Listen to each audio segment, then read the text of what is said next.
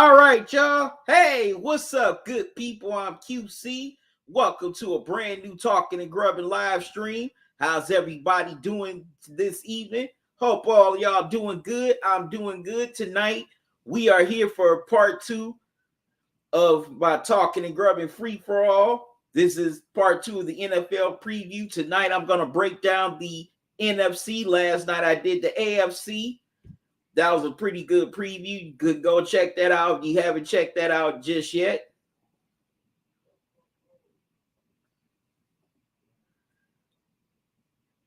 As all of you pile into the live stream, make sure you hit the like button, whether you're watching this on YouTube or Facebook.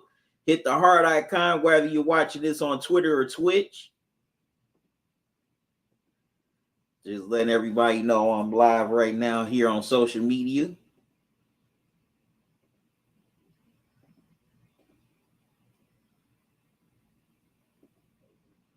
We are slowly but surely getting closer to kickoff of the 2021 NFL season. We've got about 3 weeks. And 9 times out of 10, that'll be here before we know it. Seems like this summer has flown by fast, good people.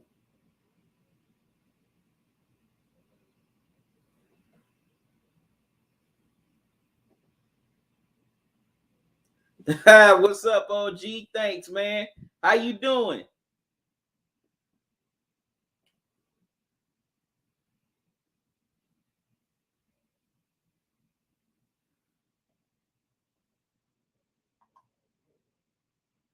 Had to make sure everything was together before I, got on here with you got with all y'all for this live stream here tonight.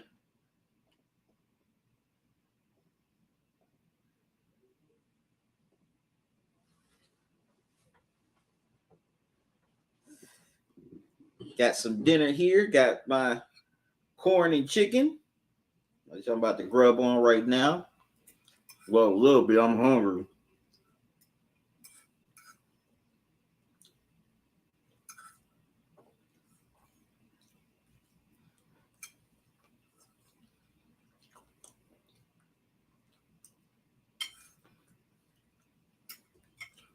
Put this down for a second.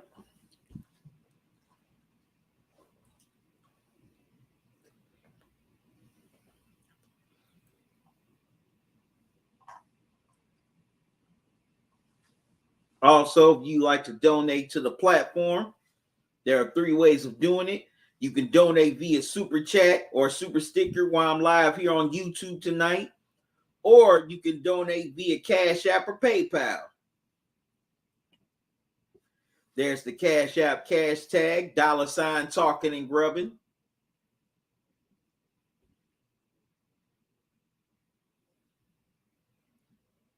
And also, here's the PayPal email address, talkingandgrubbing@gmail.com. Any donations you give to the platform, I greatly appreciate it. And I'm definitely grateful to those past and present who have contributed to the platform. I'm very grateful for all of you. Y'all have definitely helped me keep this platform going, and I want to do more things, and I plan to do more things on this platform. And your donations would definitely help tremendously.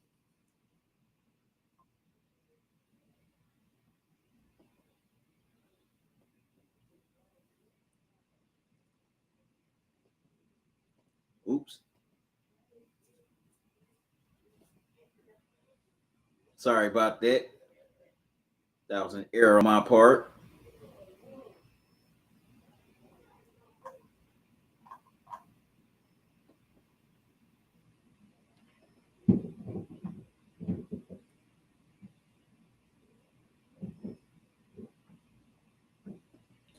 Also, you want to buy official Talking and Grubbing merch, you can go to spring.com and buy the merch. The link is in the chat, but let me show you the store. Share that with you guys right quick. I got t-shirts for men and women, coffee mugs, sweatshirts, hoodies, as well as socks, long sleeve t-shirts, long sleeve shirts as well, face mask,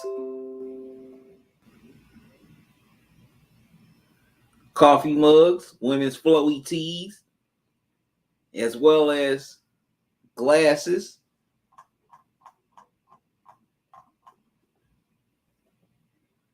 So you can definitely check out all that now at the spring store. Also, I'm offering discounts such as 50% off.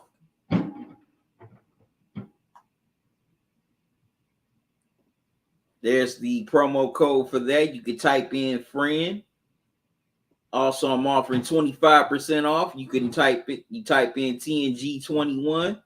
And as always, I'm offering free shipping. Just type in the promo code Teespring. And I'm definitely grateful to all those who have supported the shop, past the present. I'm very grateful for you. Very grateful for your support.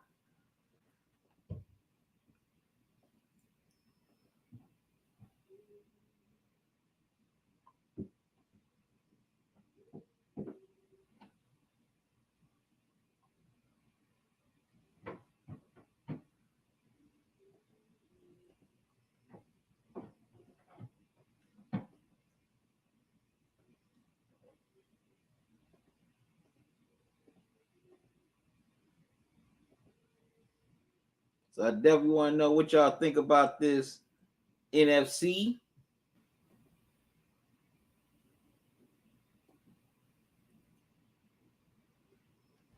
Who you guys got taking it this year?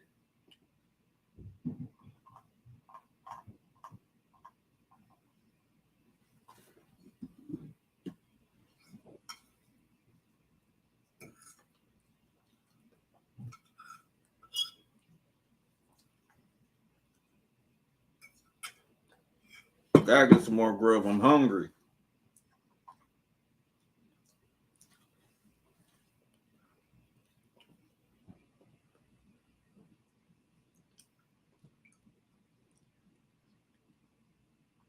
All right, I have a poll up here on YouTube asking who will win the NFC this year. Right now, it's 50% Buccaneers, 50% Packers.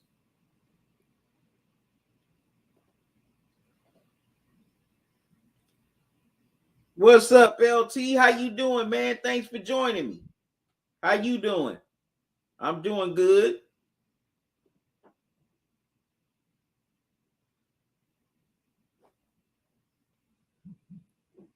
Definitely doing good.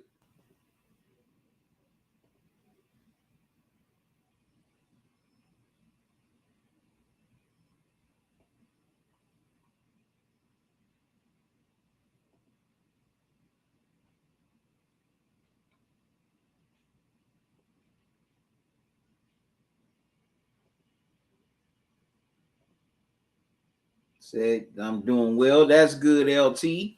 Glad to hear that.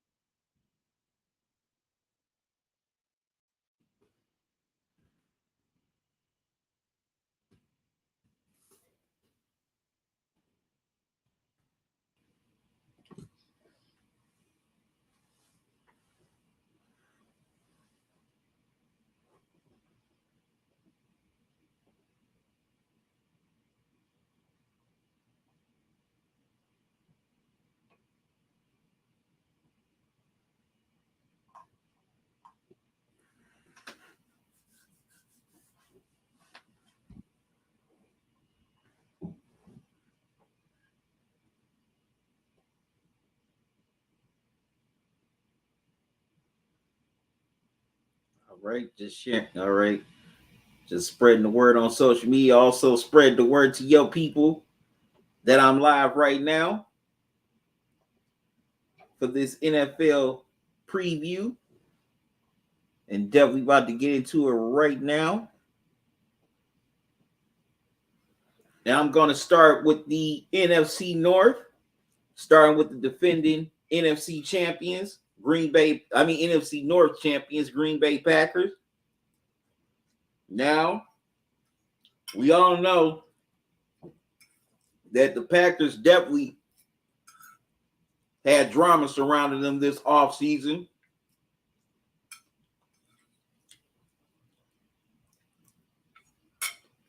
With the unknown status of the MVP, Aaron Rodgers. Most of the offseason, he was demanding a trade from the Packers. He even threatened to sit out this upcoming season, but he decided that he was going to suit up for the Packers this year. Now, a lot of people feel that Aaron Rodgers is definitely tired of losing after he's had back-to-back disappointing failures in the NFC Championship game, especially last year where they lost the close one to the Tampa Bay Buccaneers, who ultimately went on to win the Super Bowl. As Aaron Rodgers threw 3 picks in that game. And also, it seemed like the Packers defense could not contain Tom Brady and the wide receivers. But good news is that they re-signed star running back to a 4-year, $48 million deal in the offseason. They brought back Randall Cobb, who previously played with Aaron Rodgers via trade from the Houston Texans. They re-signed nose tackle Tyler Lancaster. Also, linebacker Devontae Campbell. They re-signed Kevin King, the cornerback, to a 1-year deal. They re-signed safety Will Redmond. Also re-signed tight end Mercedes Lewis to a 2-year, $8 million deal. That includes $2 million of guaranteed money. So the Packers really really didn't do much except re-sign their own guys in this offseason. LT said, well, talking, we in the NFL season, mainly football season. Yep. Pretty much. But yeah, the Packers definitely didn't do much but just re-sign their own guys. And we definitely don't know the status of Aaron Rodgers, if he's gonna, still be traded during the season, or is he gonna play this season out just get traded in the off season. So that's definitely up in the air.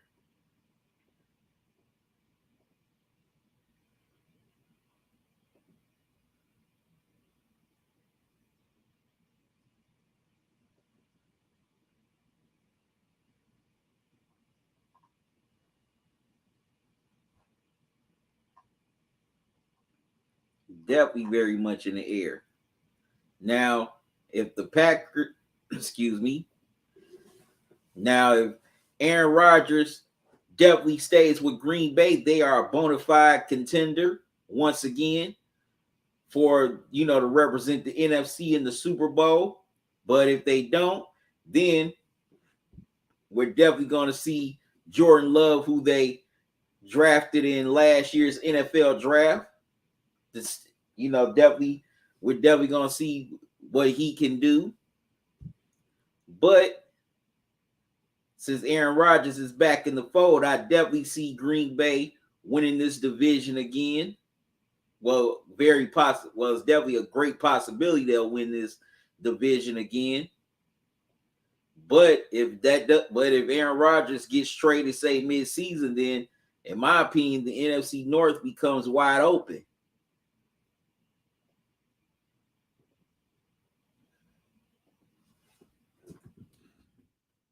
Because Green Bay has a pretty nice defense.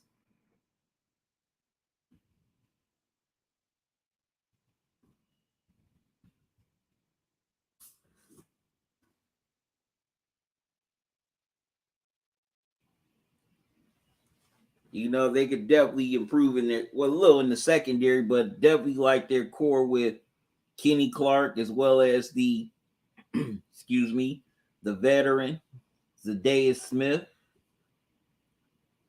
Also, the other corner, Jair Alexander, excuse me.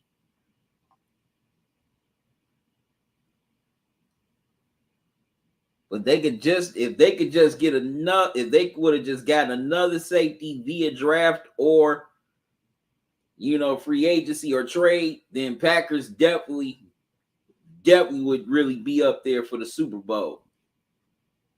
But I think that's the main thing that's been holding them back in these last couple of NFC championship losses. Of course, the Packers offense is definitely lethal with Aaron Rodgers as well as Aaron Jones. Also, can't forget about Devontae Adams, one of the best wide receivers in the league. Robert Tonyan, he's a pretty solid tight end. And the Packers definitely have a great O-line that's anchored by Alan Lazard. No, excuse me. Not Lazard, my mistake. Josh Myers. So definitely can see the Packers being that team to be reckoned with in that division once again. Now, on to their rivals, the Chicago Bears. Now, the Bears, they snuck into the playoffs last year where they ended up losing badly to the Saints in the wild card round. And their main problem, and the Bears' main problem has been not the defense, because, man, the Bears, they got a pretty great defense. Definitely been a big fan. I've always been a fan of Khalil Mack.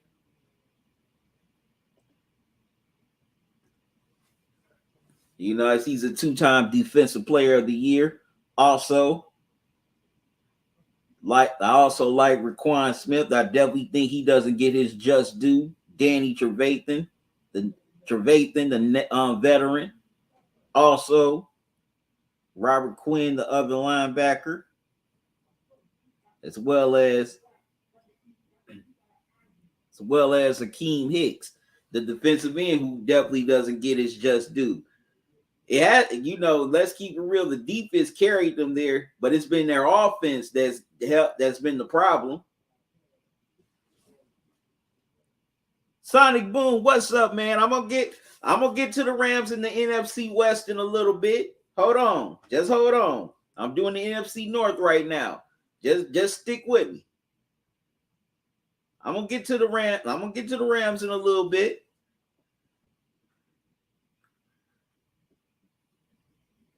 But Matt Nagy's offense has been very little to be desired, which is disappointing because the man was Andy Reid's offensive coordinator in Kansas City. He comes from that Andy Reid school of offense. So why has Matt Nagy's offense been so horrible since he's been the head coach? Now, they drafted Ohio State's Justin Fields in the first round of this year's NFL draft. They also signed the veteran quarterback Andy Dalton to a 1-year, $10 million deal.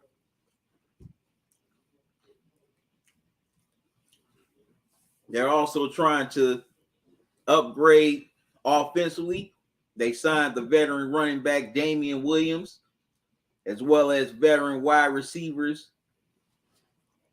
Marquise Godwin, Justin Hardy, Demary Bird, and they franchise tag Allen Robinson. They also signed veteran tight end Jesse James to a 1-year deal. And of course, you knew the Bears were going to shore up that defense as they signed veteran corner Desmond Trufant on a 1-year deal, as well as safeties Deshaun Gibson and Deion Bush. Also, they signed corner Artie Burns, linebackers Jermaine Adechu and Alec Ogletree, both to 1-year contracts. So Sonic Boom, you said, all right, LOL. Yeah, I'm definitely going to get to that NFC West because that's definitely pretty loaded over there. So I'm going to get to that in a little bit. But the Bears, excuse me, I didn't get a chance to watch the preseason game, but from the highlights I saw, Justin Fields definitely showed improved. Now, I think for the first few games, they may go with Andy Dalton, but I think by maybe the third or fourth game, they're going to hand the keys to Justin Fields. Or you never know. Fields could be the opening day starter if he keeps this up in the preseason. You never know. But if the Bears really want to challenge the Packers, their offense has definitely gotta improve. You know, the defense, they've done their job these last few years, especially in 2018, where they end up winning the division, end up getting to the playoffs. But their offense has definitely got to compensate the defense. You can't rely on Khalil Mack in this defense to keep on bailing you out or pitching, low scoring games because that can only work for a certain amount of time. And it ultimately catches up with you like it has in the past couple of playoffs for the Bears that they've been in. It definitely cost them against Philly a couple of years ago where Cody Parkey, of course, had the double doink field goal, and it cost them against the Saints last year in the playoffs. So I see the Bears, they're more of a fringe team right now because we don't know what this offense is going to do. If they can just stay afloat during the regular season, they definitely have a chance to sneak in once again as a wild card. But if that offense can definitely, take flight, and if Justin Fields comes on and sets the world on fire in his rookie year, then the Bears are definitely a serious threat to the Packers in the NFC North. All right, now, next, going to the Minnesota Vikings. Now, the Vikings, they finished 7-9 last year. They started off slow, but for a minute, they went on a little hot streak. They almost made the playoffs, but they came up short.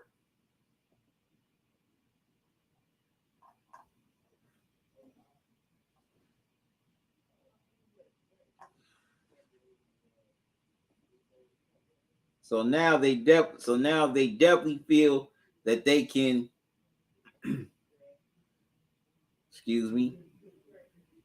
definitely feel that they can make it to the postseason with some of the acquisitions that they acquired. Well, the players that they acquired, they signed wide receiver Chad Beebe, also veteran wideout D.D. Westbrook, as well as offensive lineman Mason Cole, who they traded for from the Cardinals. They re-signed their own old lineman Dakota Dozier, as well as old lineman Rashard Hill on a 1-year deal.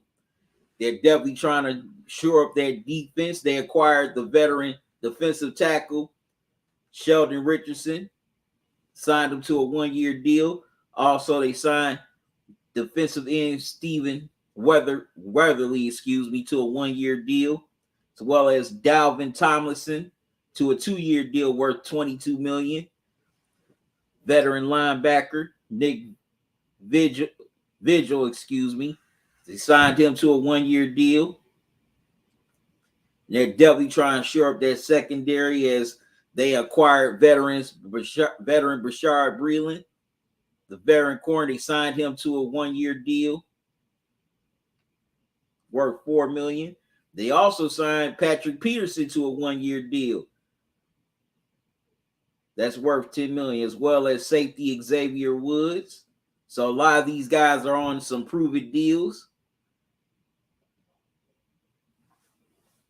You know, they definitely wanted to bring in pieces that can that can fit around Daniel Hunter and that Vikings defense.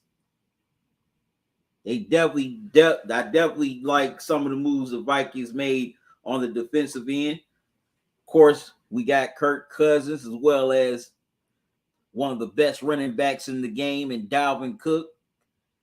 Justin Jefferson, he had a nice rookie year. Adam Thielen, he had a pretty nice year as well. I think he's definitely underrated. He doesn't get his just due.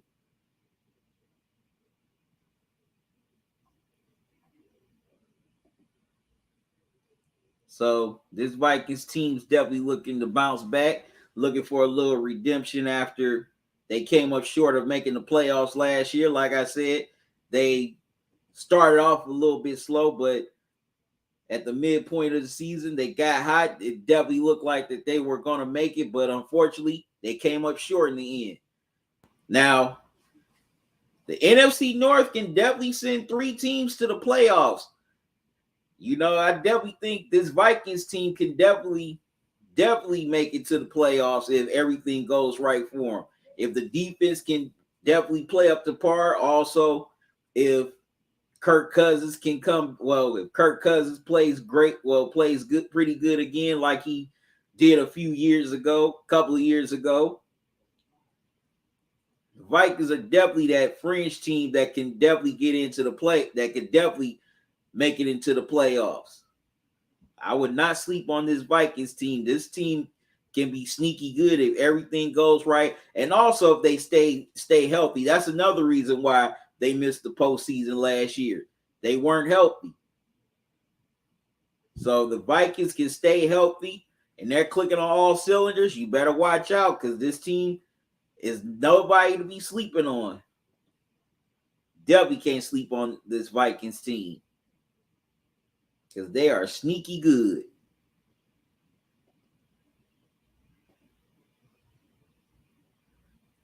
And last but not least, we have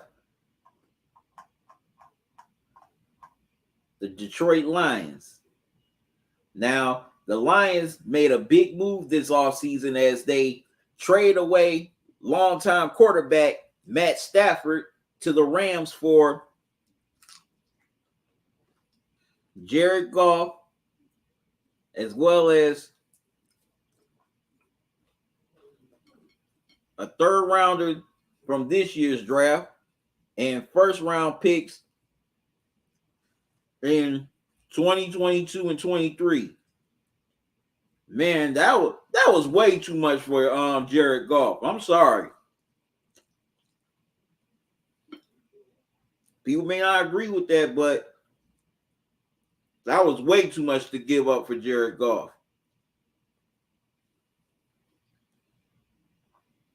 I mean, Matt Stafford, yeah, he's a pretty solid veteran QB, but I'm not giving up the farm for him. Definitely wouldn't give up the farm for him. Would you? Didn't think so. But the Lions, they finished 5-11 last year.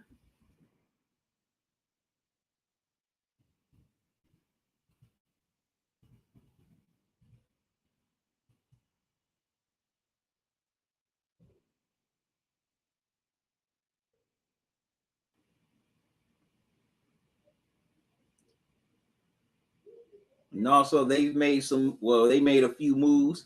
They signed veteran running back Jamal Williams to a 2-year deal worth $2.5 million.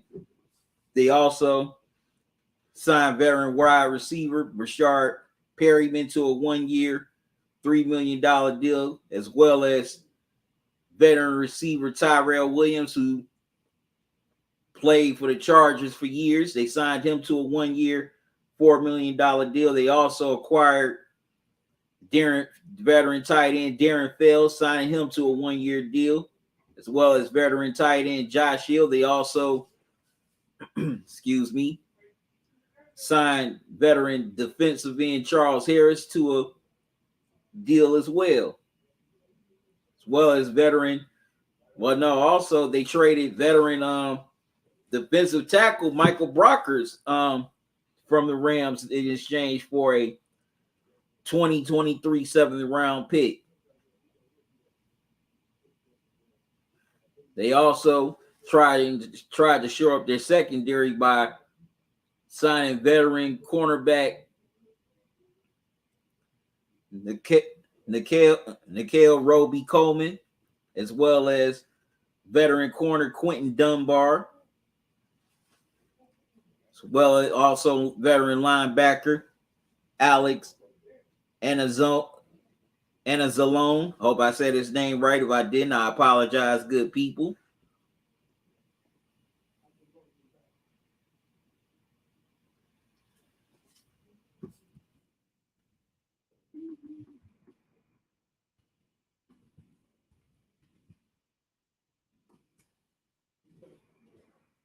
Also, they drafted an offensive lineman in the first round and Penei Sewell at this year's NFL draft.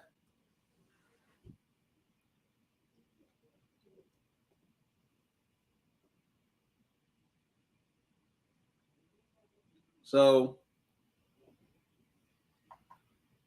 head coach Dan Campbell definitely has his work cut out for him, as he definitely is trying to get this team turned around.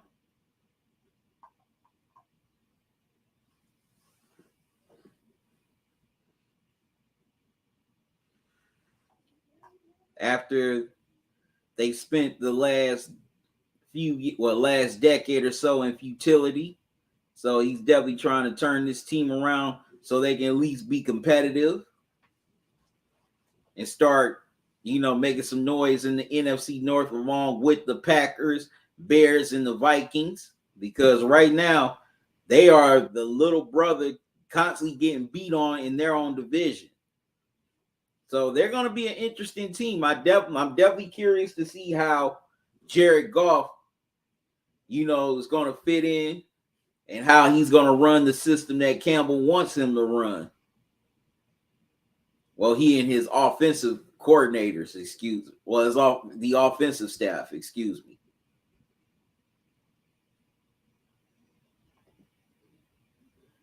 Can Jared Goff come in, turn things around instantly, and maybe make the Lions a playoff team? I know that's wishful thinking, but who knows? So, the Lions, they definitely made a few improvements, especially with their defense and in the secondary. And I'm very interested to see what the Lions are going to do. Now, who knows? Now, I'm not expecting them to maybe be 500 next year, but I definitely think they'll be improved from last year. So this is how I see the NFC North shaking out. I think the Packers are going to win the division again, especially if Aaron Rodgers stays there. Second, I got the Bears. I changed. Excuse me. No, second, I have the Vikings. Definitely think Kirk Cousins can bounce back, and also the Vikings, they're healthy now. I definitely can see them making some noise and being a possible threat to the Packers. Third, I got the Bears. Now, of course, they got the defense, anchored by Khalil Mack, but we definitely got to see what they do offensively, and I'm anxious to see what Justin Fields is going to do. And last, I got the Lions. So, the Lions, I think they'll be improved with Jared Goff and some of the acquisitions they made in the offseason as far as defensively. But I still don't think it's enough for them to get over the hump to even make the playoffs, let alone be a 500 team. But the Lions will be vastly improved. All right, so that's the NFC North. I got to step away for a moment, good people. I'll be back with my breakdown of the NFC South. Don't go away.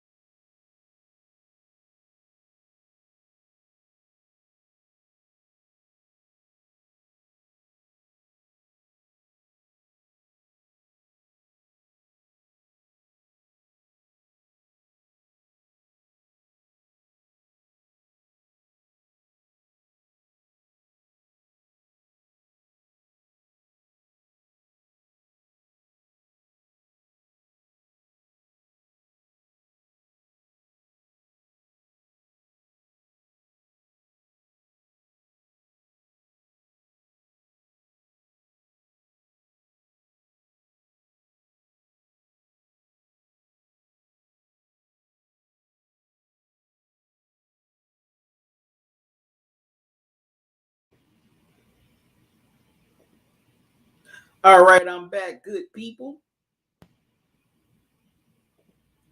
What's up, Bill? How you doing? How you doing, man? Thanks for joining me. All right, now next up we got the NFC South, and what better way to start than the defending Super Bowl champion Tampa Bay Buccaneers.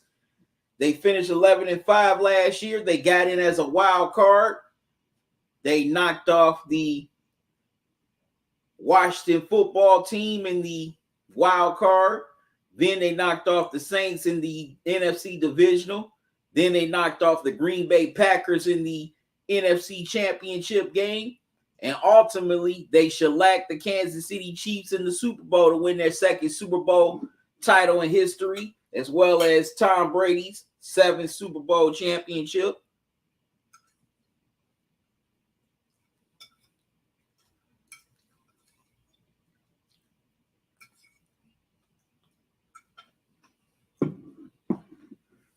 Now,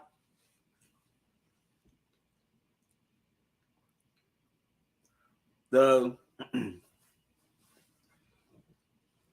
the most part, the Bucks, they re-signed a lot of guys that were key to their Super Bowl title, such as Levante David. They signed him to a 2-year, $25 million deal. They definitely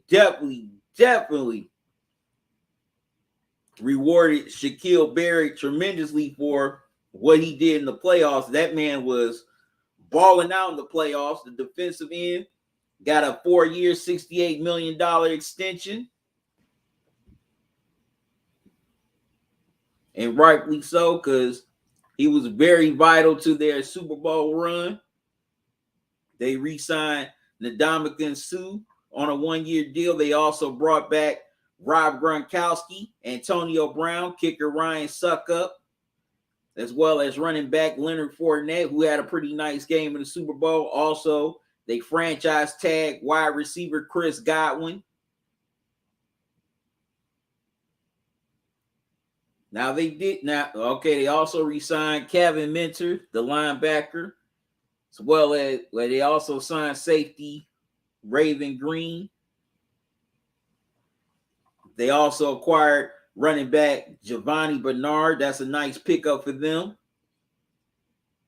They signed veteran quarterbacks Blaine Gabbert and Ryan Griffin.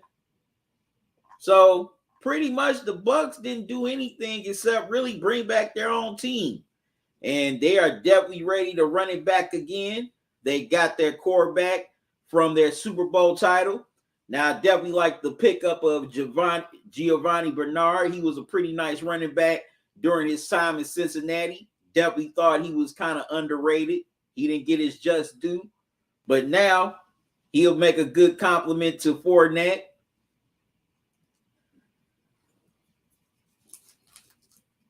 As he can definitely give Fournette some, a little bit of breather. Bernard definitely makes a good second and third down back.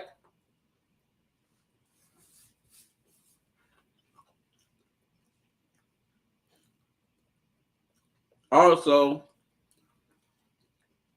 with Godwin, if Godwin can ball out this year, I definitely can see Godwin getting a nice new deal. So right now, the Buccaneers are definitely the class of this, NFC South. Of course, they got one of, if not the all-time great QB in Brady. But also, definitely that defense is definitely just dangerous with Jason Pierre-Paul, Devin White, David Barrett, as well as the young safety Antoine Winfield Jr., who had a solid rookie year. Also, the cornerback, Sean Murphy Bunting. So, this Bucks team is definitely the team to beat here in this NFC South and possibly in the NFC. We'll just have to wait and see.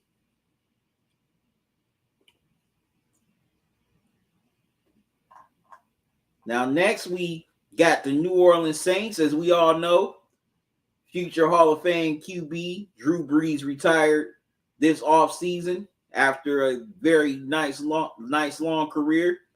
He guided the Saints. He led the Saints to their first Super Bowl title in franchise history back in 2009, where he was also named Super Bowl MVP. He'll definitely be a legend in New Orleans forever for all the things he's done for the franchise as well as the New Orleans community.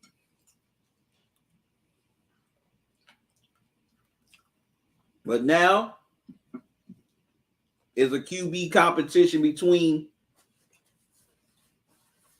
Taysom Hill and Jameis Winston.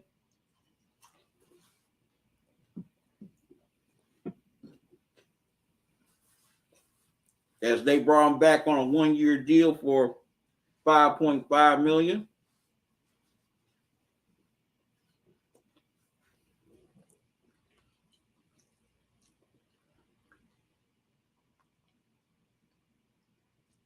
Also,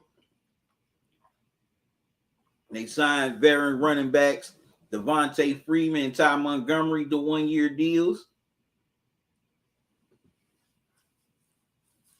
so they can definitely compensate Alvin Kamara. They also signed veteran wide receiver Chris Hogan, as well as tight end Nick Vannett. They also acquired some defensive help, as they signed veteran linebacker Quan Alexander, defensive end Tanu. Hope I'm saying his last name right. Pasagon. If I mispronounced his name, I apologize. Also, they definitely shored up their cornerback spot as they signed the veteran Prince Trying to pronounce his last name. Hope I don't mess up. Prince Amakamara. If I mispronounced his name, I apologize. Also, other veteran quarterback Kavare Russell, as well as safety. Well, they franchise tag safety Marcus Williams. So the Saints, they're definitely going to be an interesting team as they transition from the post-Drew Brees era. In my opinion, I think Taysom Hill is right now the favorite to win that job over Jameis Winston, because not only Hill can throw, he can also run as well. As last year, Sean Payton constantly included Hill in the Wildcat schemes for the Saints. And for the most part, he didn't disappoint.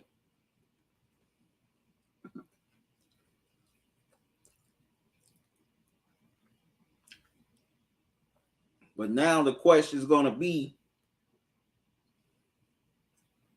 does he have a good enough arm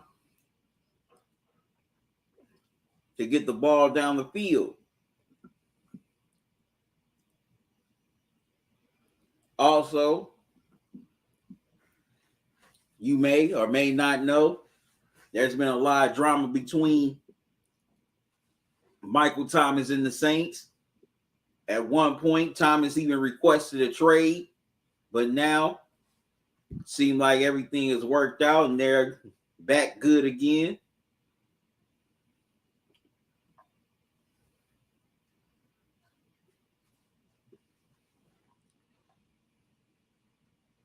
So the question is going to be, how will the Saints transition from Drew Brees? Can they still contend without him? Will Jameis Winston gets his opportunity to be a starter again? Can he redeem himself after the disaster he had during his time in Tampa Bay? Those are definitely some great questions to have. Also, now the Saints, they definitely have some talent on defense. Defensive end Cameron Jordan, also the veteran, also defensive tackle Malcolm Roach. They also acquired Alexander. Of course, the veteran safety Malcolm Jenkins. They also got a great corner in Marshawn Lattimore, one of the best cornerbacks in the game. So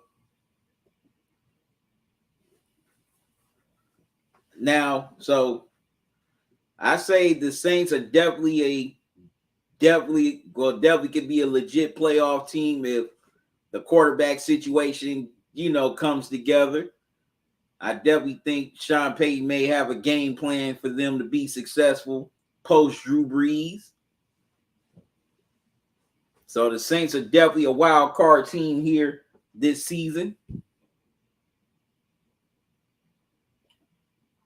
We don't know what they're going to do, or if they're going to stay, excuse me, be able to compete with the Bucs for the division.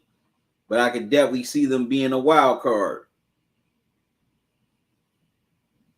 All right.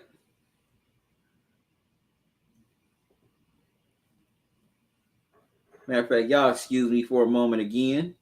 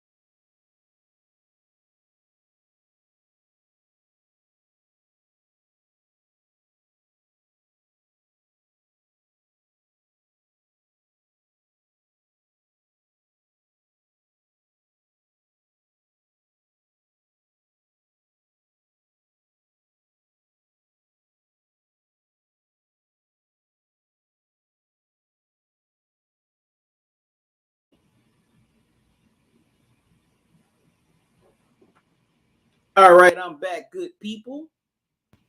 Next team is the Atlanta Falcons. Now, the Falcons, as we all know, traded Julio Jones in the offseason to the Tennessee Titans.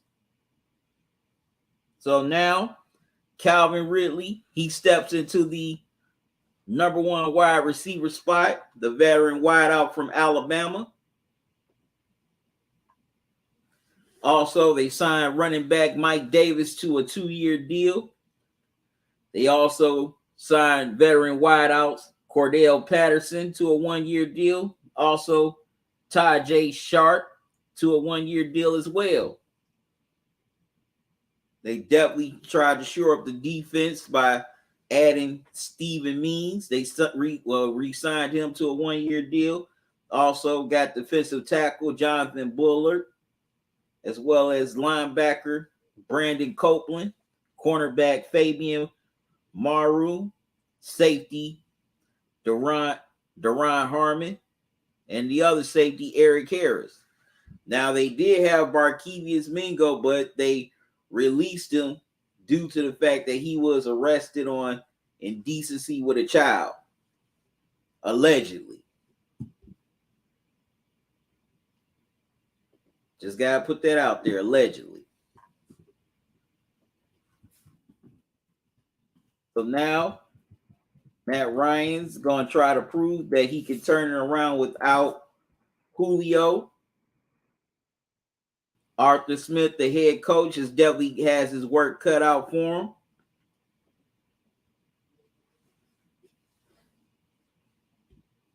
Now the Falcons, they got some pieces on defense, such as excuse me, Grady Jarrett, the defensive end, as well as linebacker Deion Jones,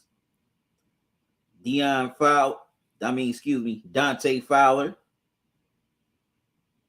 But the secondary is very questionable, very shaky, and that secondary can get burned for some big plays, especially when they go up against, the Buccaneers twice during the regular season.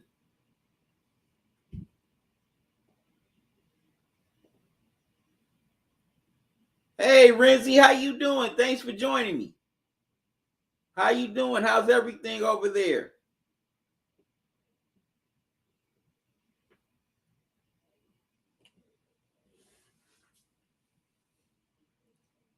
Yeah, but definitely can see this secondary getting burnt. Matt Ryan, he definitely didn't have too good of a 2020. He hopes to bounce back from that. Well, he had a solid 2020, but it wasn't, all world. Yes, he had 4,000 yards and threw for 26 touchdowns and 11 picks. But now he's definitely going to be tested to see if he can really lead this Falcons team, back to being competitive and maybe sneaking into the playoffs. Renzi, you said it's okay. Well, that's good. But I can definitely see the Falcons being a third place team here in the NFC South.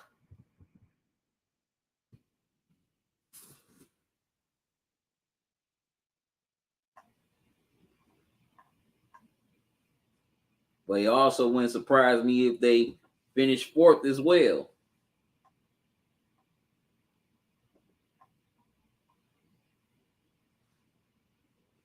All right. Now, last but not least, in the NFC South, we got the Carolina Panthers. Now, they traded for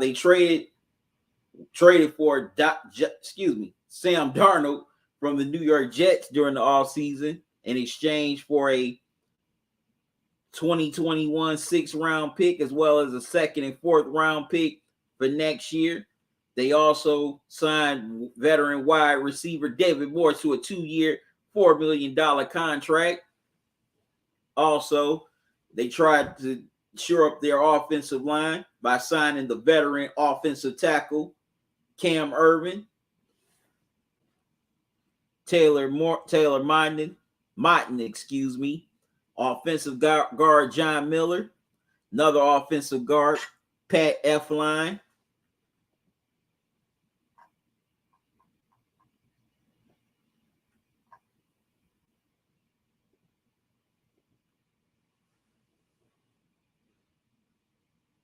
They try to improve defensively by acquiring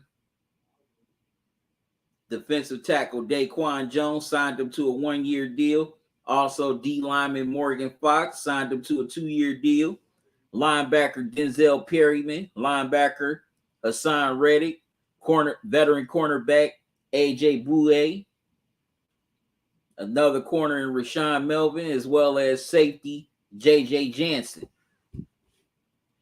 Now, the Panthers definitely got a pretty good young corner, I think, in this year's NFL draft, as they drafted J.C. Horn out of South Carolina.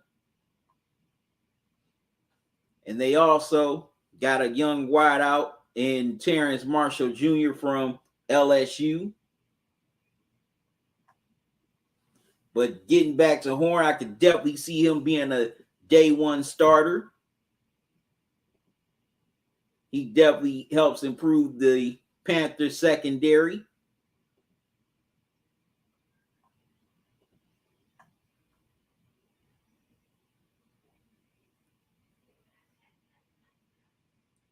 Definitely helps the Panthers secondary improve.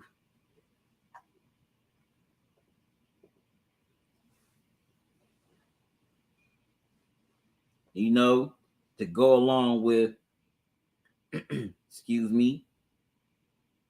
linebacker Shaq Thompson.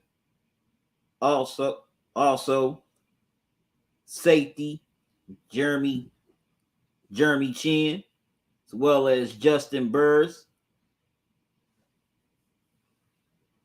So I could definitely see J.C. Horn having a pretty nice rookie year. But the question is, how will Sam Darnold respond? That's where the question is for this is the offense. Can Sam Darnold definitely, prove that a change of scenery was best for him? They definitely got one of the best running backs in the NFL, and Christian McCaffrey, who only doesn't just run, he can also catch out of the backfield. He has some great hands as a receiver. Also, they have DJ Moore. Plus, Sam Darnold will be reunited with his Jets teammate, the veteran wideout Robbie Anderson. So it definitely is going to come down to how Sam Darnold plays this season.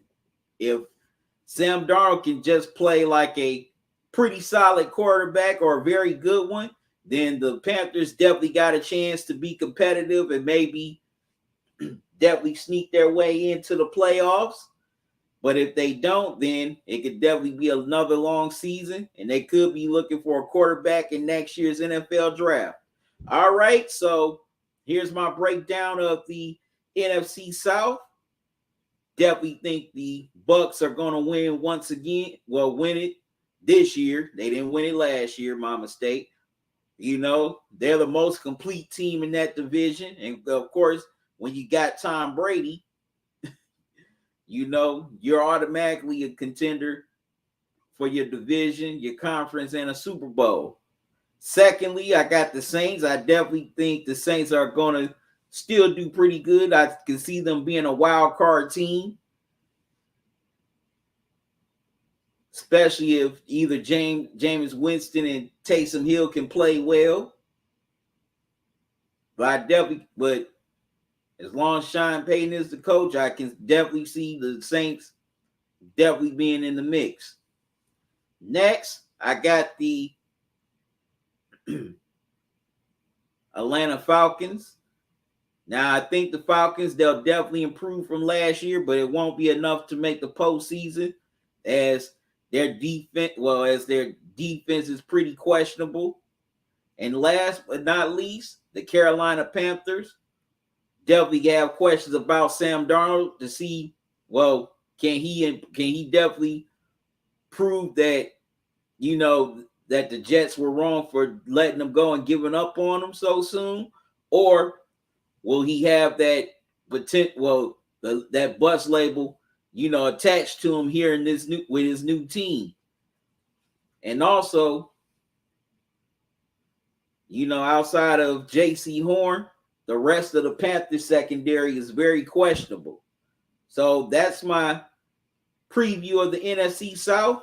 I'll be right back in a few minutes with my breakdown of the NFC West.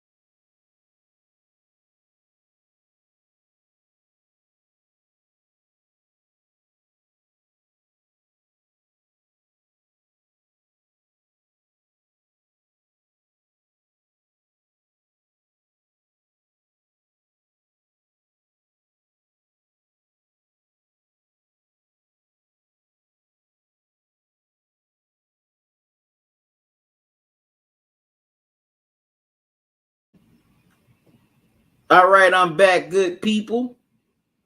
Sorry about that. All right. Now on to the NFC West, and we're gonna start with I'm gonna start with the defending NFC West champions, the Seattle Seahawks. Last year, they won the division, but ultimately they were knocked out in the wild card round in a stunning upset by their rival, the LA Rams.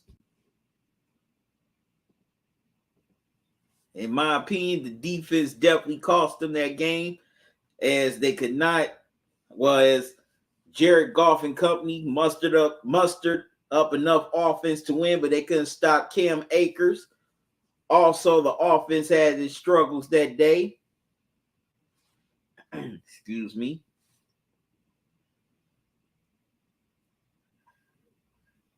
Now, the Seahawks, they definitely tried their best to definitely shore up their defensive line. They brought back Carlos Dunlap, re-signed him to a 2-year, $16 million deal. Also re-signed Benson Mayowa, excuse me. Hope I pronounced his name right. As they re-signed him to a 2-year, $8.8 million deal. They also added the veteran defensive end Aldon Smith, signed him to a 1-year deal. Also signed defensive end Al Woods on a 1-year deal. Nose tackle Poria Ford on a 2-year deal. They also signed they re-signed corner Demarius Randall, as well as they signed Pierre Desir, the other veteran corner.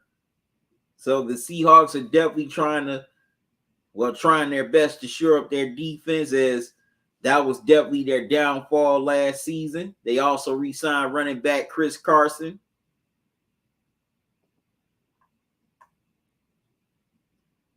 to a 2-year deal.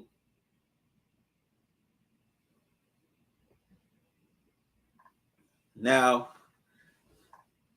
the Seahawks definitely have a great offense. Of course, Russell Wilson, the quarterback, who definitely should be in the MVP conversation every year. It's a crime that he isn't, because he definitely has put up a lot of numbers, especially in these last few seasons. But for some reason, they do not want to put him in the MVP conversation. Last year, he put up some great numbers. He threw for over 4,000 yards, 40 touchdowns, and only 13 interceptions. Definitely should have been in the MVP conversation.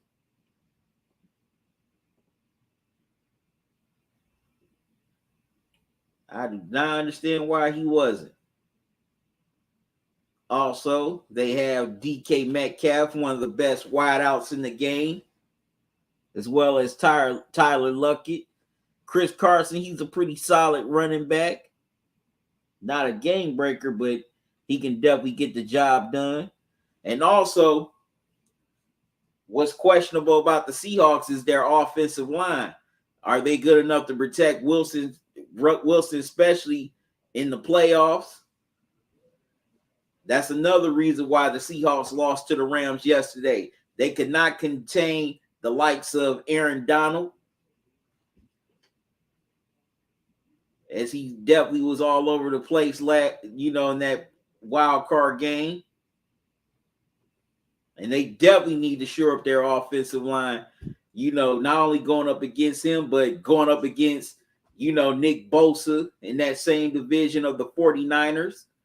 Especially that front line. That front line is physical, and they definitely like to beat up opposing offensive lines, as well as opposing QBs.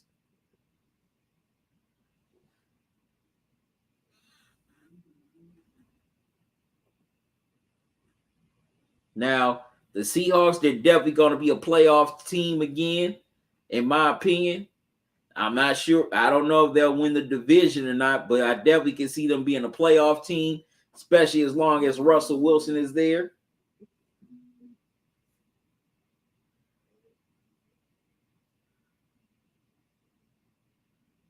They're definitely a playoff team.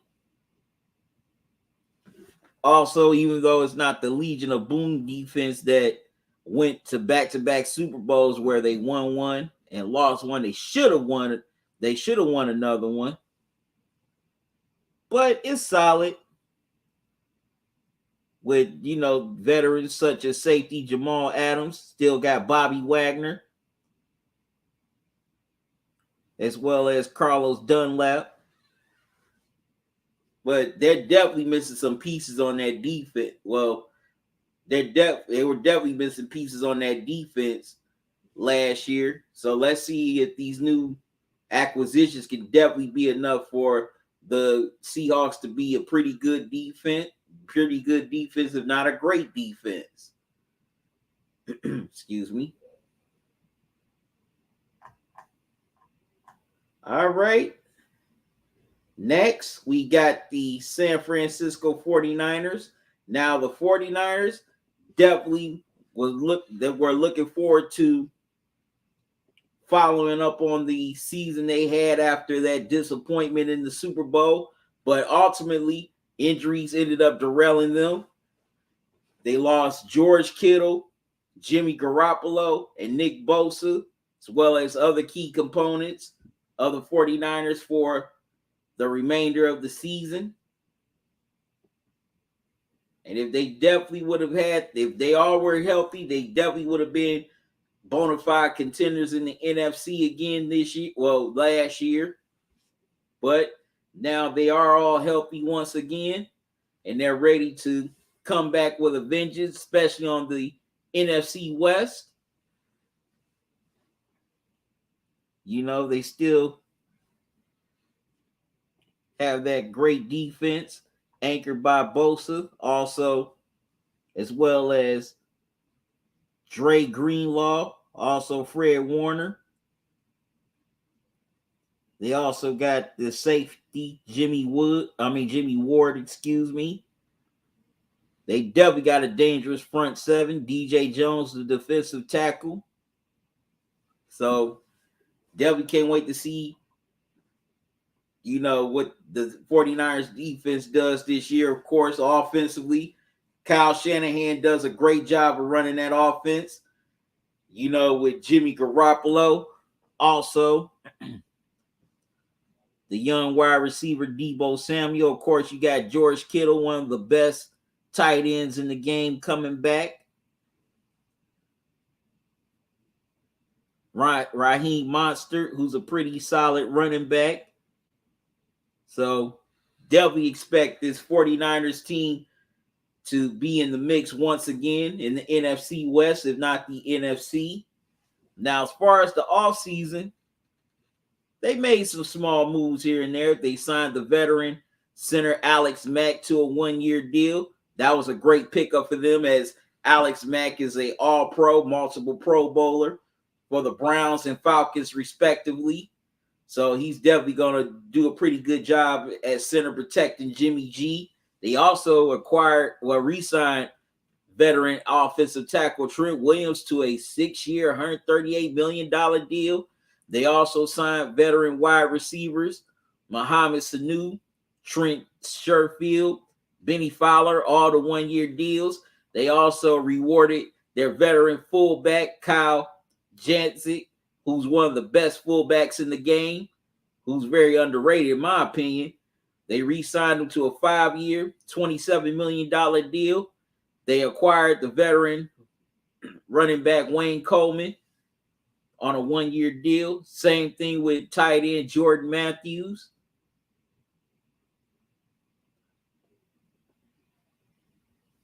Also, they signed veteran corner K'Wan Williams. They re-signed veteran corner K'Wan Williams to a 1-year deal. So, man, this 49ers team is definitely going to be in the mix this year, especially if they stay healthy. They're definitely looking for redemption after, after, their season just went off the rails last year due to the injuries.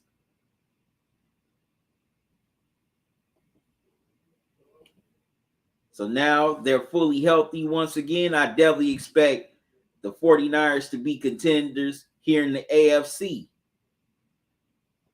All right, now we're getting to the LA Rams. As you all know, the LA Rams made a big move in the offseason. They traded Matt Stafford from the Lions. Traded away Jared Goff from the Rams for Matt Stafford. They gave up a lot for Matt Stafford, as they gave up a third-round pick for this year, a first-round pick. Well, no, 2 first-round picks for 22 and 23. That's still a lot to give up for him. Not to say Stafford is a bum. He's solid, but he's not worth multiple picks for. Also, they signed veteran wide receiver Deshaun Jackson to a 1-year deal, as well as veteran linebacker Leonard Floyd to a 4-year, $64 million deal. So the Rams really didn't do much in free agency this offseason. Of course, the Rams definitely have some great talent on defense, anchored by that 2-time Defensive Player of the Year, Aaron Donald. Also, one of the best corners in the game in Jalen Ramsey. They also have Kenny Young, Justin Hollins, as well as Sebastian Joseph Day, Jordan Fuller, the safety. So definitely got a pretty good defense that can definitely keep them competitive. Now the question is, how will Matt Stafford fit into Sean McVay's system? Also, who is he going to throw the ball to? They definitely lost a weapon in Cam Akers, who's lost for the season. They have some nice pieces in the veteran wideout Robin Woods, as well as Cooper Kupp. Tyler Higbee, he's a pretty solid veteran tight end. And also Darrell Henderson's a pretty solid running back. But definitely got to see how they're going to complement each other offensively and see how Matt Stafford does in Sean McVay's system. I think Stafford probably be pretty good in Sean McVay's system. With him being a veteran and whatnot. I don't know how much numbers he'll put up, but I definitely can see the Rams definitely being a wild card team once again. But if the offense is clicking on all cylinders, then they could definitely challenge San Fran or even Seattle for that NFC West division. So definitely can't go to sleep on this team, especially with Sean McVay as the coach. Excuse me. Now, the defense, definitely want to see, how they're going to move now, especially in that secondary, since they lost, their cornerstones in John Johnson III and Troy Hill in free agency, which both of them ultimately signed with my Browns. Thank you very much, Rams. So I'm curious to see how the secondary life in the secondary is going to be without those two, because John Johnson, man, when he was in LA, he definitely was balling. Troy Hill, he was very solid. But Johnson, I definitely think he didn't get his just due as a safety. He was definitely one of the key contributors in the Rams' success, especially getting to the Super Bowl a few years ago. But I definitely expect the Rams to still be in the mix here in this NFC West and definitely competing for at least a wild card spot, if not the division.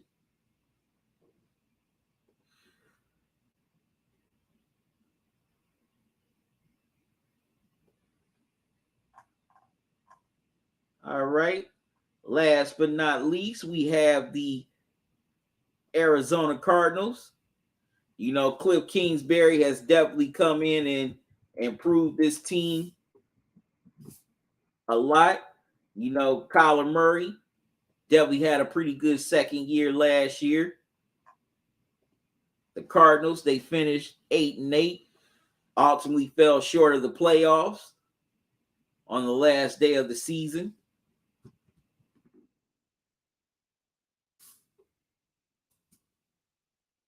Like I said, Kyler Murray's coming off of a pretty nice second year. He finished, he threw for over 3,000 yards, 26 touchdowns, as well as 12 interceptions.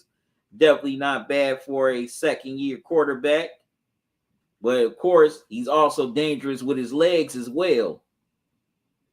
You definitely don't want him to give real estate in the open field because he will take off on you. But they also tried to get him offensive help. Well, get him offensive help as, you know, last offseason they acquired DeAndre Hopkins via trade from the Texans. This offseason they signed veteran wide receiver A.J. Green to a one-year deal after he's been on the Bengals for most of his career. That's definitely a nice move right there. I can definitely see he and Hopkins being a pretty nice tandem in the wide receiving court for that team. Also, they signed veteran tight end Darrell Daniels to a one-year deal. They signed James Conner to a one-year deal from the Steelers. Also, they did a nice job of shoring up that O-line. They traded for Rodney Hudson from the Raiders. They signed veteran offensive lineman Max Garcia to a one-year deal. Offensive guard Brian Winters to a one-year deal, as well as Kelvin Beachum to a two-year deal for $4 million. But another big move they made in the offseason is they signed J.J. Watt to a two-year, $31 million deal, as well as re-signing linebacker Tanner Vallejo to a two-year, $4.1 million deal. They also acquired Marcus Golston on a two-year deal worth $9 million. Veteran cornerback Malcolm Butler, they signed him to a one-year deal. Same with the other corner, Daryl Worley. They also signed they re-signed Robert Alford to a one-year deal. They also acquired Daquez Denard on a one-year deal. They also signed safeties Chris Banjo and Sean Williams, both on one-year deals. So the Cardinals have definitely made some great moves this offseason. They are definitely trying to send a message to all their rivals in the NFC West that they need to be taken seriously, and they feel they're ready to take that next step and ultimately try to go for a playoff push this year. You know, I definitely like the move, signing of A.J. Green to go along with Hopkins. Definitely like that signing of J.J. Watt. Now, J.J. Watt has definitely lost a step or two the last couple of years, but hey, maybe this might rejuvenate him, might revitalize his career. You know, Malcolm Butler, we all know he made that iconic game-saving interception in the Super Bowl against the Seahawks. You know, that was a nice pickup right there as well. Then I like what they've done with the O-line to make sure that they protect Kyler Murray better, especially when he wants to run.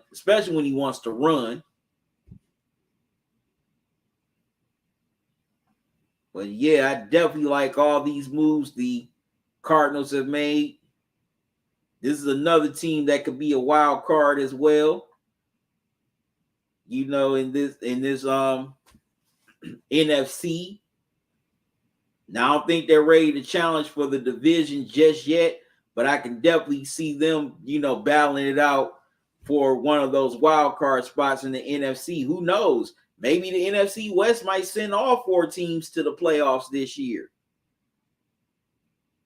It's a possibility, but more likely than not, it'll be four teams. But you know, this Cardinals team definitely needs to be taken seriously. They're going to be a force to be reckoned with this year. Kyler Murray, he's definitely going to get better.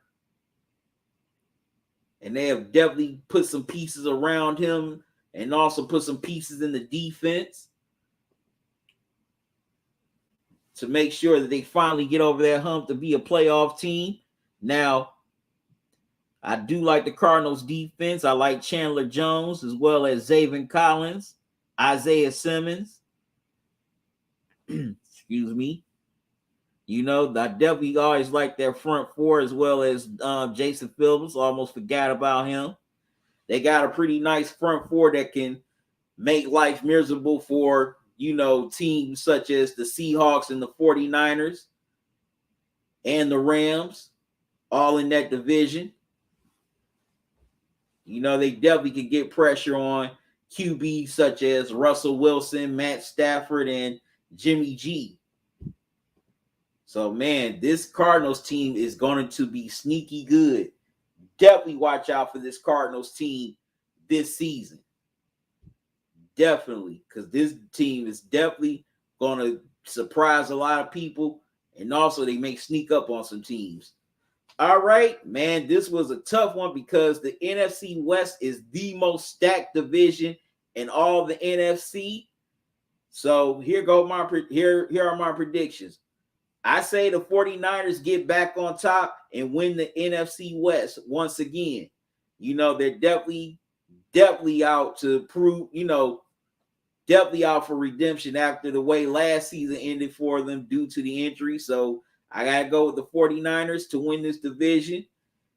The Seahawks will be a close second. Of course, you got Russell Wilson. That's one of the baddest quarterbacks in the NFL. But the problem is the defense definitely have their questions and their issues. Third, I got to go with the Cardinals. I definitely like the moves they made. I can definitely see Kyler Murray definitely ascending, more and more this year. And, that defensive front, man, that defensive front ain't no joke. What's up, Bruce? How you doing? Thanks for joining me. Excuse me. So I definitely can see the Cardinals being a playoff team this year. And last, the Rams. Now, I'm not saying the Rams are going to be the worst team in NFL, but I definitely think they're going to fall short of making the postseason due to the fact that, they're going to have some secondary issues also, as well as questions at wide receiver. So the Rams, I definitely think they're going to be a force to be reckoned with, but I think they ultimately fall short of making the postseason.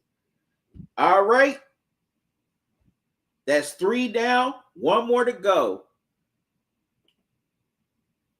I got to step away for a moment again, good people. But next, I will be breaking down the NFC East, which some of y'all may know as the NFC least. But I'll be back to break that down for my final prediction of the NFC. I'll be right back.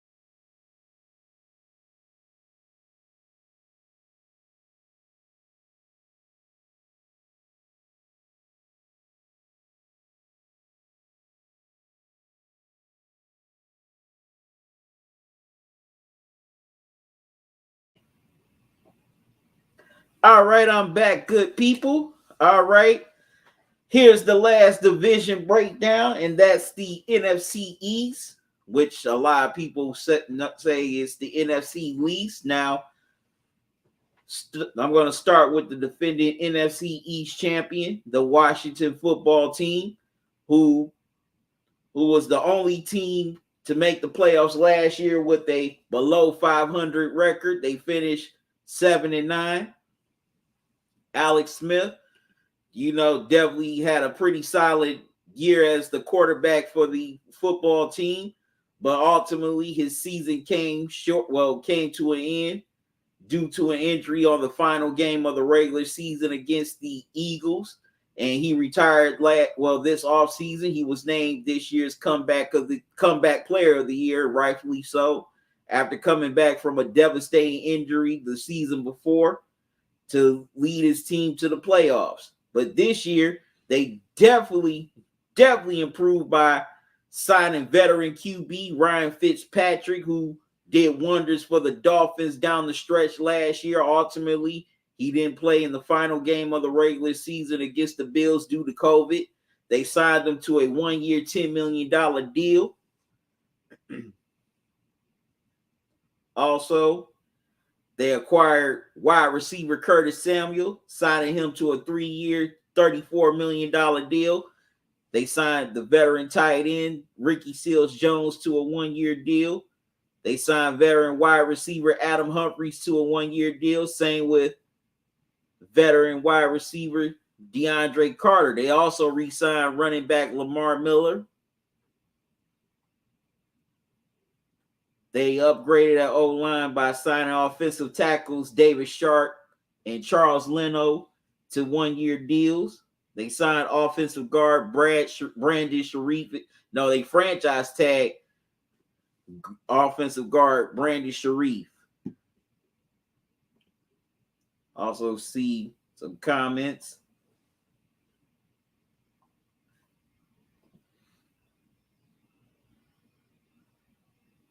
Bruce, you asked me, do you feel Tom Brady will lead the Bucs to the Super Bowl again? Definitely a possibility.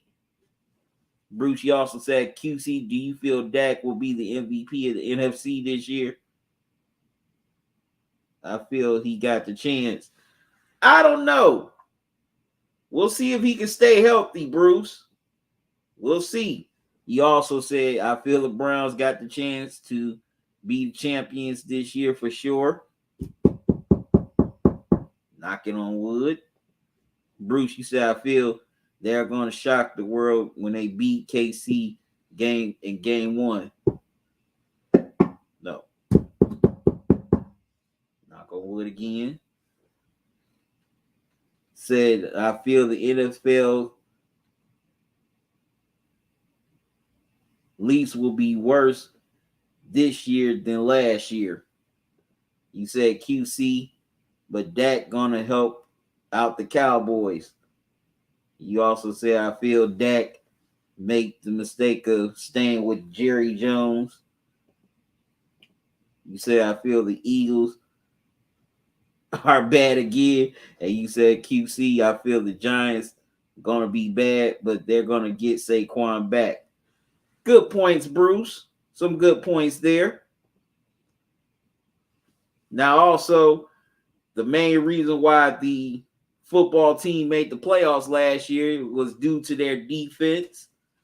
Ultimately, they ended up falling short to the eventual Super Bowl champion Tampa Bay Buccaneers in a hard-fought game. That was a great game to watch. Of course, you got the defensive rookie of the year, Chase Young, who I've definitely been a fan of since his days at Ohio State, as well as defensive tackle Jonathan Allen, Daron Payne.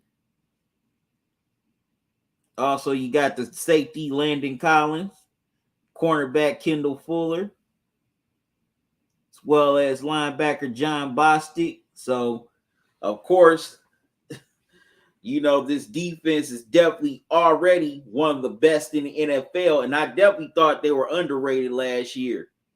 But they definitely did some upgrades there. They signed David Mayo to a contract. They signed William Jackson III to a 3-year, $40 million deal. They brought back cornerback Danny Johnson. They signed Darryl Roberts to a contract, as well as Bobby McCain. So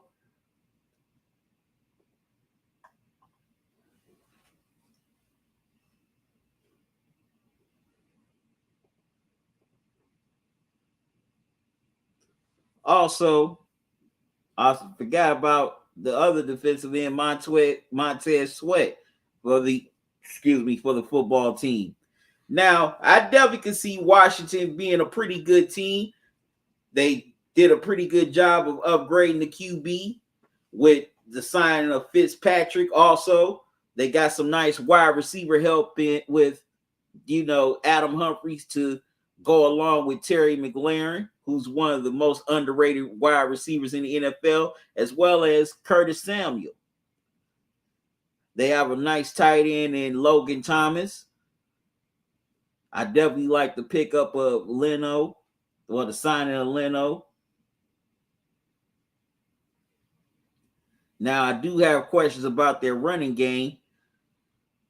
Can Antonio Gibson and J.J. McKissick can one of them have a breakout year, or at least have a pretty nice year to take the load off of Fitzpatrick? That'll definitely be a wait and see, but I could definitely see Washington challenging for the NFC East again, due to the fact that, they upgraded at QB. They're bringing back majority of their defensive players from last year. And definitely like Chase Young, who I definitely think is going to really ascend in his second year. All right, so next, we got the Dallas Cowboys. Now, Dallas definitely got bit by the injury bug a lot last season, especially when it bit Dak Prescott pretty hard, who ended up missing the season due to a leg injury, as he was in a contract year. But the Cowboys re-signed him to a 4-year, $160 million contract, which was a bad move right there for them to wait so long to re-sign Dak, because they definitely could have gotten Dak on a cheaper deal the previous year. But, Jerry Jones and the front office of the Cowboys were on a wait and see with Dak. But if they would have re-signed him, re-signed him early, the previous year, they definitely would have gotten Dak for cheaper. But also, Zeke Elliott's healthy. Zeke Elliott, he was healthy last year, but he definitely had his struggles in the running game. So he's definitely looked to have a bounce back year. Also, of course, definitely like their wide receiving core with Amari Cooper, CeeDee Lamb, who had a pretty good rookie year last year, and Michael Gallup. Definitely think Gallup and Lamb are going to definitely take a step forward this year, especially Lamb. Definitely see Lamb taking a step forward this year, as he comes off of a great rookie year. Excuse me.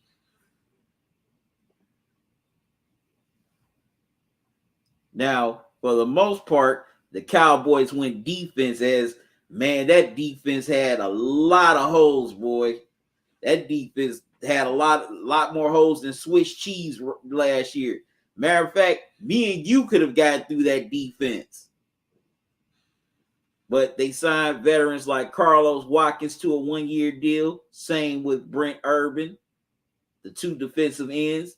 Also, they signed linebackers Terrell Basham and Keanu Neal to 1-year deals. They signed cornerback CJ Goodwin to a 2-year, $3.5 million deal, as well as cornerback Jonathan Lewis. They got some safety help by signing Malik Hooker to a 1-year deal, and Javon Curse, the veteran safety.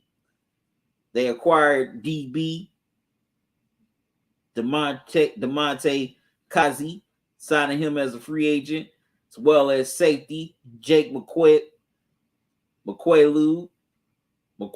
I hope I said his name right. If I didn't, I apologize, good people.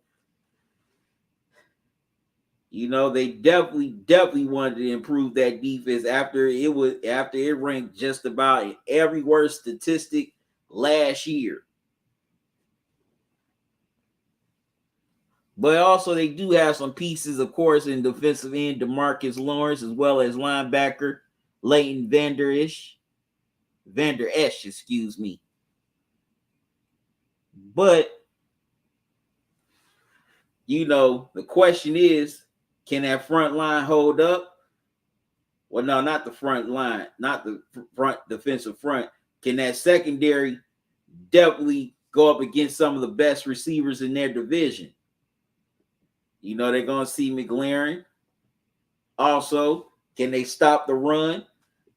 As they see running backs like Saquon Barkley, who should be coming back, who's coming back this year. If he can stay healthy, they're going to see him twice. So, definitely got my questions about this Cowboys defense. Can they stop the run? Can they also stop the pass? Can the secondary contain the other team's best wide receivers? You know, the offense is definitely on point with Dak, Zeke, Amari Cooper, Gallup, and Lamb. But the defense has definitely has their questions. You know, will they have to heavily rely on the offense to bail them out and win them games? Now, so the Cowboys, they're like a fringe team. You know, they could if everything comes together, they can definitely compete for the NFC East or maybe be a wild card. But like I said, I got questions about their defense. You know, I want to see, can they stop the run? Can they defend the pass? We'll definitely wait and see what schemes defensive coordinator Dan Quinn's got up his sleeve. All right. Next, moving on to the New York Football Giants.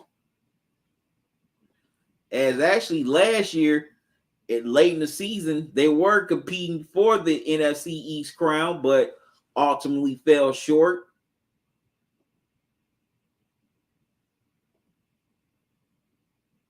And also definitely want to know what's y'all thoughts on the NFC, whether you're still watching this live or leave it in the comment section on the replay. But Saquon Barkley is coming back after missing last year due to a torn ACL. Daniel Jones is coming back as the starting QB.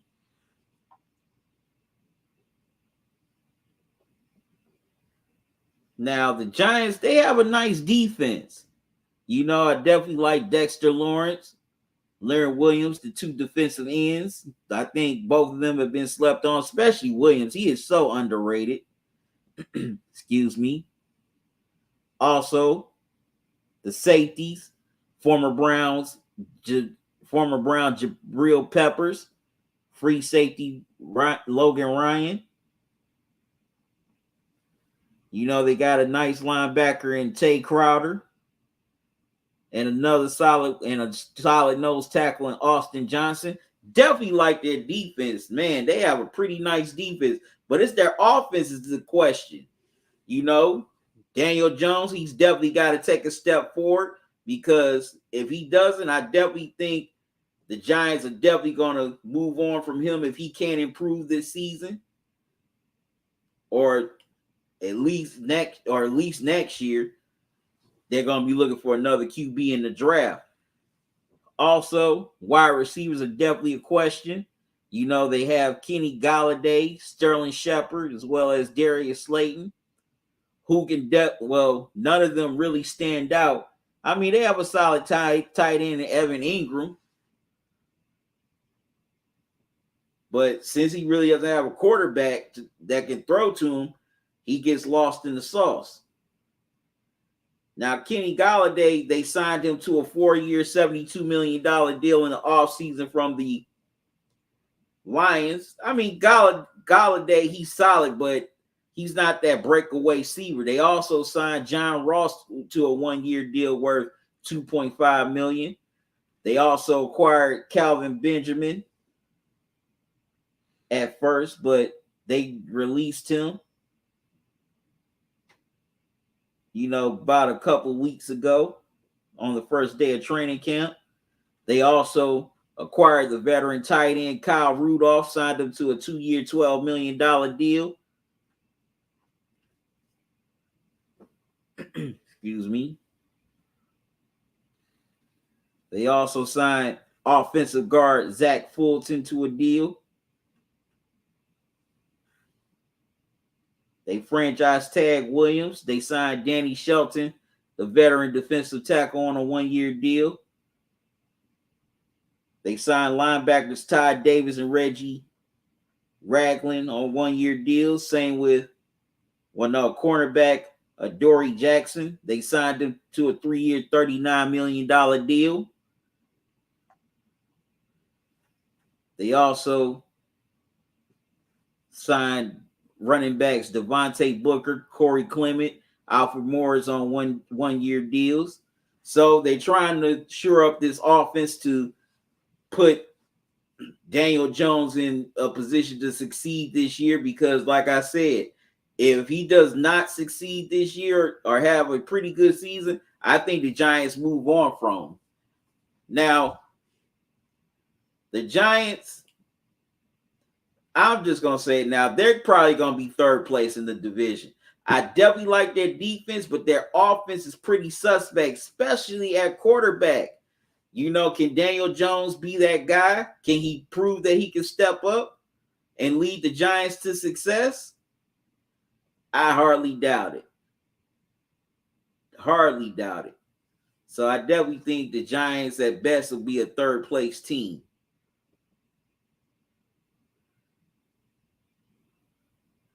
All right.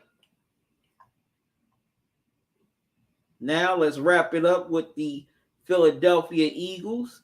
As you all know, they traded away Carson Wentz to the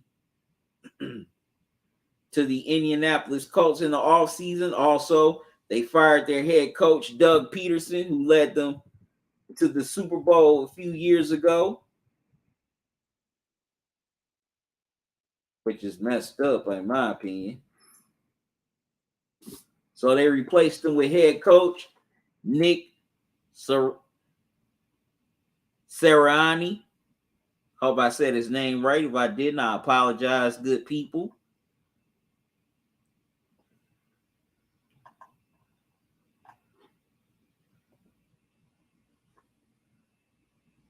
But they replaced him. He was the Indianapolis Colts offensive coordinator. Excuse me. So now he takes over as head coach of the Eagles. And now Jalen Hurts is definitely going to finally, he's going to have a full year finally gets to have a full year, to be a starter, as he started late in the season last year, as Wentz went out for the rest of the season once again due to injury.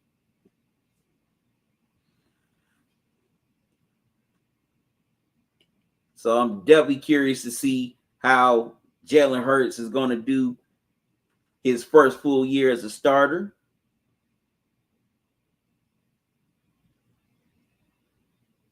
Now, they definitely tried to get him some help by claiming Karen Johnson, the running back, off waivers. They re-signed tight end Richard Rodgers. They signed LaRaven Clark to a deal. And also they signed veteran QB Joe Flacco to a 1-year deal worth $3.5 million. As you all know, he's a Super Bowl champion with the Ravens, won Super Bowl MVP. Now the Eagles, they definitely got a pretty nice, pretty solid defense with Brandon Ingram, Fletcher Cox, as well as Darius Slade, the cornerback, Rodney McLeod, the free safety, as well as Anthony Harris, linebacker, Jannard Avery. Man, I wish the Browns would have kept him. I definitely liked him when he was playing here. But the offense is definitely going to be very questionable. Who's going to really take that running back job? Is it going to be Miles Sanders or Boston Scott? Can Devontae Smith and step up, be that number one wide receiver? Can Zach Ertz have a bounce back year, or will Goddard, will be the full-time tight end? Can the offensive line anchored by Jason Kelce, the brother of Travis Kelce, can they do enough to protect Jalen Hurts to make sure he doesn't get hurt or has a season-ending injury? The Eagles definitely got a lot of questions on offense, so it'll be very interesting to see how they do. But they're going to improve because they can't get no worse than last year, but everything will have to go right for them to really win the NFC East or even challenge for it. But if things can go right, especially as bad as the NFC East is, who knows? They got a chance. I think this division is going to be won by whichever team can get hot later in the season. It's not going to be about how they start the season. It's going to be about how they come in at the middle of the season and how they finish the season. That's who's going to win the NFC East, in my opinion. Now, man, this was like playing three-card money deciding the NFC East. But I think Washington takes it again because I like the pickup of Fitzpatrick. Also, definitely love their defense. It's definitely going to keep them in games. Also, I definitely think they have a big advantage over a lot of the other defenses here in this division. Second, I got the Cowboys. Now, if everything falls right for them, who knows? Maybe they can challenge Washington for the division and maybe overtake them. But I got too many questions about their defense. Can they stop the run? Can they stop the pass? Will the secondary get burned by the other team's best wide receiver? Okay, third, I got the Eagles. I think they'll be a little improved, but it may not be enough. Definitely think Jalen Hurts is going to come out and do pretty solid in his first full year as a starter, but it won't be enough. They definitely going to need a few more pieces. And last, I got the Giants. They got a pretty good defense, but their offense is definitely little to be desired. Very little to be desired. All right, good people. That is it. That is my NFL preview for 2021. Now, you can make your Super Bowl predictions whether you hear it here in the chat or in the comment section on the replay. I'm not going to do one right now. It's too early to tell because, hey, it could be anybody. So I'm not going to do a Super Bowl prediction right now. But, man, this has been fun. I thank all of y'all for joining me and tuning in. Whether you watch this on YouTube, Facebook, Twitch, or Twitter, I greatly appreciate it. Now, if you want to donate to this platform, you can donate via Cash App or PayPal. There's the Cash App cash tag, $ talking and grubbing. Also, here's the PayPal email, talkingandgrubbing@gmail.com. Any donations you give to this platform, I greatly appreciate it. It's been fun, but I gotta run. Thank y'all for joining me once again. I feel so blessed and honored that all you want to tune in. I thank God for all of you. I'm just grateful that y'all want to listen to me run my mouth about sports for hours. Watch me eat as usual. and just conversate with me in the chat. I greatly appreciate it. Without y'all, I wouldn't be doing this. This is why I do this. I do this for y'all, and I definitely enjoy doing it. Also, if you haven't became a member yet, definitely become one now. For a monthly contribution, you'll get access to content that it won't be seen on YouTube. Also, you'll get sneak peeks at new videos before they go public, as well as a bunch of other perks. So check out the tiers, check out the perks, click that join button, become a member right now. You'll definitely enjoy it. Also, I got to work on a few things that I want to post up. So y'all be on the lookout for that. But anyways, I got to get out of here. Thank y'all for joining me. This was a fun free-for-all, a fun NFL preview. Make sure y'all join me for the season premiere of Dinner and Sunday Night Football, September 9th, as the Bucs raise their championship banner and start their title defense against the Cowboys in Tampa. Will the Bucs repeat, or will we see a new Super Bowl champion this year? You never know. We just got to wait and see. But until then, y'all have a good one. Love y'all to life. Salute. Y'all be safe. Make sure you wear your mask, practice social distancing, take all the precautions you need in the midst of this pandemic. Once again, y'all be safe. Enjoy your day. Enjoy your night.